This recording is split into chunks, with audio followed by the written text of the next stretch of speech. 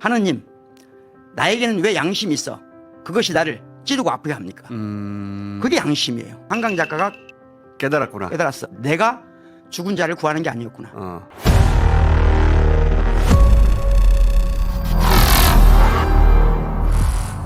자, 방학이 끝난 건 아는데 박구현 교수님 또 나오셨네. 안녕하십니까? 안녕하십니까? 철학에서도 오랫동안 양심이 무엇인가에 대한 오래 논쟁이 있어요. 네? 어떤 사람들은 무조건 양심은 그냥 좋은 거라고 생각해요. 선한 것이라고 생각해요. 그런데 어떤 사람은 양심은 더러울 수 있다고 생각해요. 우리는 단어가 양자가 들어서 그래요. 그렇죠. 영어로 하면 지금 말씀이 딱 맞는데. 네, 그렇죠. 그래서 저는 양심이라고 하는 것을 철학적으로가 아니라 현상학적으로 가장 바람직한 양심의 모습을 보여준 하나의 사례가 있다고 말씀드리겠습니다. 그게 뭐냐면은 한강 작가가 소년이 온다를 집필하려고 하는 중간에 멈춰요. 네? 도저히 더 쓸 수가 없는 거예요. 진도가 안 나가는 거예요. 왜냐하면 한강 작가는 20살 때 일기를, 평생 일기를 썼는데 20살 때 일기장을 바꿀 때마다 맨 앞장에, 표지를 끄고 나서 앞장에 딱 똑같은 말을 써요. 뭐라고요? 어떻게 현재가 과거를 도울 수 있을까? 아, 그 말을 썼대요? 현재가 과거를 돕는 거예요. 현재가 과거를 도울 수 있을까? 어떻게 산 자가 죽은 자를 도울 수 있을까? 이 말을 20대 내내 써요. 그러니까 한강 작가는 소년이 온다를 쓸 때도 처음엔 어떤 마음이냐? 내가 어떻게 그때의 피해자들 그들을 위로할 수 있을까? 위로할 수 있을까를 계속 생각한 거예요. 근데 안 되는 거야, 이게. 그게 안 되지. 그게 안 돼. 내가 어떻게 그들을, 그 죽은 자들을 산자로서 어떻게 구할 수 있을까? 어떻게 도울 수 있을까? 아무리 생각해도 글이 안 써지는 거예요. 그러다가 어느 날 갑자기 그 여러 가지 기록을 보다가 박용준 열사의 기록을 보게 됩니다. 네. 박용준이란 분은 1980년 5월 27일 날 새벽에 죽음이 예고된 장소 도청 바로 옆에 있는 YMC 건물에서 시민군으로 참여하다가 마지막 죽음을 당한 분입니다. 이분이 마지막 일기장이 있어요. 일기의 마지막에 이렇게 씁니다. 하느님, 나에게는 왜 양심이 있어?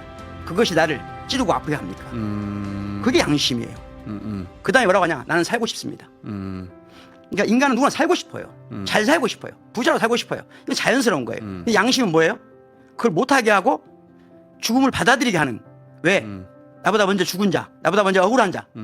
자, 억울한 자, 죽은 자, 그들을 위해서, 그들을 때문에 나에게 양심이 있어서 나를 찌르게 하고 아프게 하는 거. 그게 양심이지. 법관들이 법률과 양심에 따라 판단한대요. 그냥 법률에 따라 판단하세요. 그렇지, 그건 양심이 아니에요. 지금 대한민국 법관들이 말하는, 나는 그 말을 들을 때마다 너무너무 스트레스예요.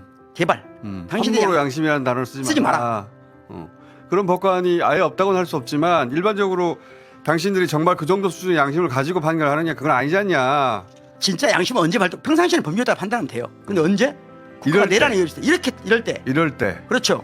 더군다나 권력이 시퍼렇게 있을 때, 그럴 때 양심을 얘기하는 거죠. 그렇지. 내가 죽을 수 있지만 양심이 나를 찌르고 아프게 하니까 어쩔 수 없이 죽음을 감수하는 그 거야. 양심 혹시 네. 우리가 아는 한자하고 다른 양 아니야? 아니야. 두 양 아니야?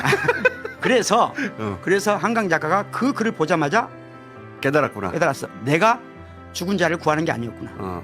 이 죽은 자가, 박용준 열사가 우리를 지금 살리고 있는 거구나. 그걸 깨닫는 순간 소년이 온다의 작품이 바뀐 거예요. 그리고 그것이 노벨상을 이끈 거예요. 노벨상을, 이 대한민국에 한강 작가가 노벨상을 갖게 하는 것은 1980년 5월 27일 날 새벽에 일기를 쓰고 죽은 박용준 열사 양심이에요. 그러네. 그래서 왜 이렇게 중요하냐? 이 문장 하나가 지난 내란 때 우리에게 힘을 줬어요. 그러니까 죽은 자가 산 자를 살린다. 네. 그 말을 듣고 바로 생각난 게 국회에서 군인들이 그렇죠. 왜 주저했을까? 그들이 받았던 교육이 있고 그 교육 속에 5.18이 있고 그게 그 군인들을 주저하게 만들었고 그렇죠. 그렇게 주저하게 만들어서 우리가 사는 거예요. 그렇죠. 딱 들어맞지? 그러니까 박용준 열사의 양심이 우리 살린 거죠. 죽은 자의 양심이. 그렇잖아요. 그렇지. 그래서 그럴 때 양심을 쓰는 거다. 그렇습니다. 자, 안녕! 안녕. 고맙습니다.